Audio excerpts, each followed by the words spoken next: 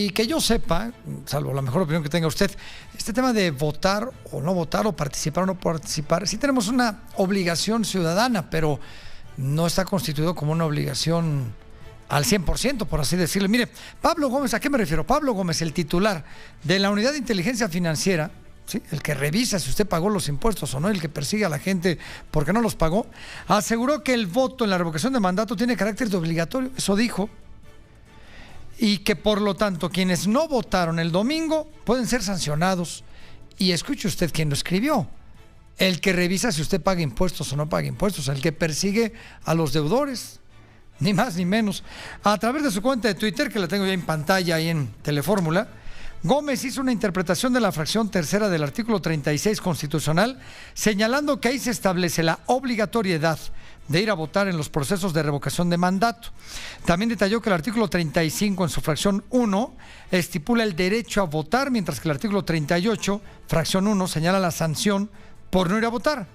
Según la Carta Magna, esto déjeme se lo cuento, la sanción por no cumplir con esta obligación de votar puede provocar la suspensión durante un año de los derechos ciudadanos reconocidos en la propia Constitución, como son votar, ser votado, libertad de asociación, defender al país, de petición, de ser servidor público o presentar iniciativas de ley, entre otros derechos. Pero que no lo escriba quien revisa nuestros impuestos, pues sí, preocúpese. No, bueno, en fin, le agradezco muchísimo que esté con nosotros como cada semana Alfonso Zárate y los usos del poder. Usted conoce muy bien a Alfonso Zárate, él es presidente del Grupo Consultor Interdisciplinario GCI, una firma especializada en estrategia y comunicación política, y columnista también de El Universal. Usted lo puede ver todos los jueves. ¿Cómo está, Alfonso? Qué gusto saludarlo.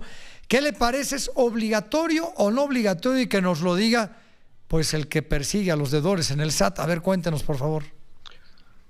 Bueno, yo lo que diría, José Luis, es en primer lugar que efectivamente la Constitución establece tanto el derecho como la obligación de votar en las elecciones y particularmente en los ejercicios de revocación de mandato.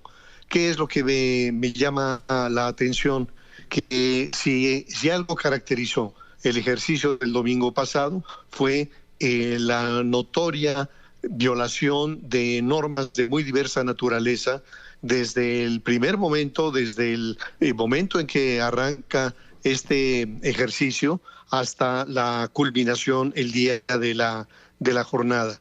Y creo que vale la pena decir lo siguiente, que la revocación del mandato, donde existe, que son muy pocos países, tiene un fuerte impacto sobre la gobernabilidad porque introduce elementos de tensión y de incertidumbre en la escena política. Es decir, imaginamos que en efecto hay una corriente importante, significativa de ciudadanos que están opuestos al presidente en turno, que logran un ejercicio de revocación y que logran inclusive que salga el presidente y en ese momento se tenga que activar todos los mecanismos constitucionales para actuar en los casos en donde se dé la falta absoluta del titular del Ejecutivo. Es decir, que una revocación de mandato tiene múltiples efectos en términos de gobernabilidad. En Estados Unidos, por ejemplo, no existe la revocación, pero el presidente es electo por 4 años y puede ser reelecto. De tal forma que ese periodo de 4 años es poco una evaluación que va a confirmarse o no en las urnas. Desde luego que es un componente democrático el hecho de que la sociedad, una sociedad lastimada por un mal gobierno, pueda exigir la terminación anticipada del mandato. Sin embargo, en el caso mexicano, no estaban dadas las condiciones para realizar esa consulta. Es decir, todas las encuestas muestran la solidez del apoyo al presidente. Un apoyo que, en mi opinión, se explica en lo fundamental por los recursos que dispersan sus programas sociales y quienes lo impugnan, que son los sectores más informados, de mayor nivel educativo y de mayor poder adquisitivo, aunque son numerosos, son minoría. Entonces, como ha sido evidente, todo este proceso estuvo caracterizado por el atropello a la ley, desde la transformación de una consulta por la revocación en otra por la ratificación, pasando por toda una campaña de propaganda con un financiamiento oscuro, cuyo lema fue que sí, AMLO. ¿Y qué destacaría? Que como en los tiempos dorados del PRI, la maquinaria oficial recurrió a todo tipo de malas artes, la promoción ilegal de la consulta, el acarreo, y en un extremo, en las zonas más pobres, les advirtieron a los beneficiarios de sus programas que tenían que acudir a las urnas, porque si se iba López Obrador, lo que nunca estuvo en riesgo, perderían sus pensiones. Y de esa forma convirtieron una consulta para la revocación del mandato en una jornada para ensalzar al presidente y para medir sus fuerzas para lo que viene.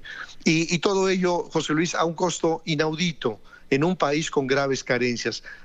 Solamente 2 ejemplos. En el sector salud, la falta de medicinas y vacunas para los más pequeños, o en el sector educativo, la cancelación de las escuelas de tiempo completo. Pero creo que esta consulta del domingo también le va a ser útil al Instituto Nacional Electoral, porque le va a permitir identificar los focos rojos, las zonas, sobre todo en las comunidades más atrasadas, en las que tendrá que desplegar observadores en las elecciones del 2024 para amarrarle las manos a los mapaches. Y concluiría diciendo que quizá lo más perturbador de esta consulta del domingo pasado es que mostró hasta dónde está dispuesto a llegar el aparato gubernamental para conservar el poder. En 2024 se intentará una elección de Estado, el despliegue cínico de la operación Tamal, del carrusel, de las urnas embarazadas. Regresarán, como las vimos este domingo, las casillas Zapato, o con votos de más del 90% a favor de Morena. Entonces creo que el domingo quedó claro que quienes invocan una superioridad ética están dispuestos a todo con tal de conservar el poder. Y nos faltan las elecciones de este año, don Alfonso, y las del próximo año, que también van a ser un termómetro de ver de qué manera puede defender el INE, o podemos defender al INE para el buen desempeño de estas elecciones.